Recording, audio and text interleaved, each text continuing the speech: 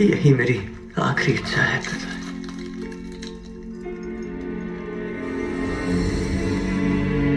कोई तो तरीका होगा, कोई तो रास्ता होगा। कोशिश कीजिए, जल्दी कुछ कीजिए। एक ही रास्ता है, ओबिंग को तुम्हारे शरीर में रहना होगा। दो आत्माएं एक शरीर में नहीं रह सकती, इससे दोनों की जिंदगियों को खतरा है। आत्मिक मोती और दानव गोला एक ही स्रोत से निकले तो मेरे ख्याल से कोई समस्या नहीं होनी चाहिए। अरे वाह, अब एक मेरे अंदर आओ, जल्दी। आता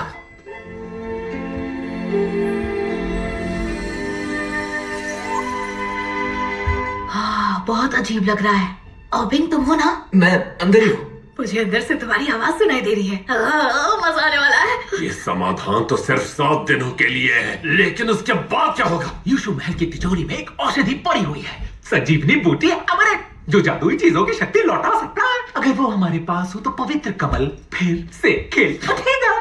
लेकिन वो औषधि हमें मिलेगी कैसे? सर्वशक्तिमान से विनती कर लूंगा। कहीं ऐसा तो नहीं तुम मेरी और लूंग्स की शिकायत करोगे? मुझे नहीं लगता सर्वशक्तिमान लूंग्स के बेटे को बचाएंगे। अगर वो नहीं बचाएंगे तो खुद भी नहीं बच पाएंगे। यूशु महल चाम संप्रदाय के बीच स्थित है, जिसकी पहरेदारी सख्त अपने है। बेटे के लिए स्वर्ग पर भी हमला करना पड़े तो मैं करूंगा। महाराज शांत हो जाइए, मेरे पास एक योजना है। चांद के जो शिष्य सबसे अव्वल होते हैं उन्हें आगे बढ़ने के लिए ट्रायल लेने का मौका मिलता है। जो इस ट्रायल में पास होते हैं न सिर्फ उन्हें अमरता मिलती है, बल्कि यूशु की तिजोरी से कोई जादुई चीज लेने का अधिकार भी उन्हें मिल जाता है।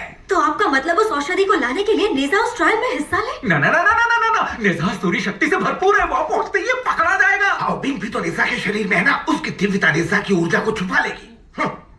अगर वो वहां ट्रायल पास कर लेता है तो न सिर्फ उसे वो औषधि मिल जाएगी, साथ ही साथ वो अमर हो जाएगा।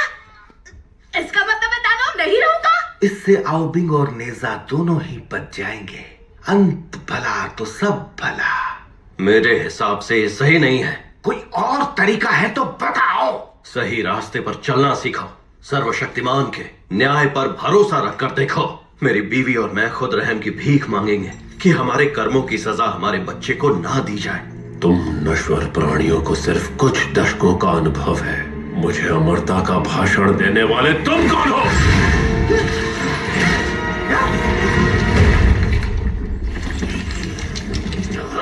जहां तक मुझे याद है मैं हजारों सालों से जिंदा हूं और मैं तुम्हें एक सच्चाई बता देना चाहता हूं।